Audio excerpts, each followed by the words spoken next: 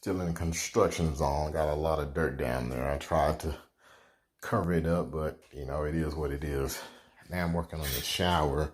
As you can see, I got it all tiled. Now I have to get the grout in. Whatever you see is dark, it's not grouted. I'm using white grout, and the grout is going to pretty much make everything look one piece. So I've got this wavy tile in the back, and this is the smart shower system that's going in. There's absolutely no handles in here. This is going to be controlled out by here.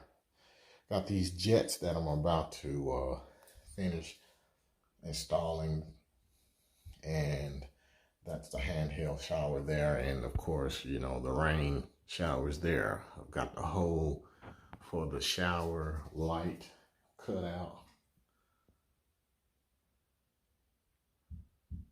in the tile. Did that yesterday, and it's coming along.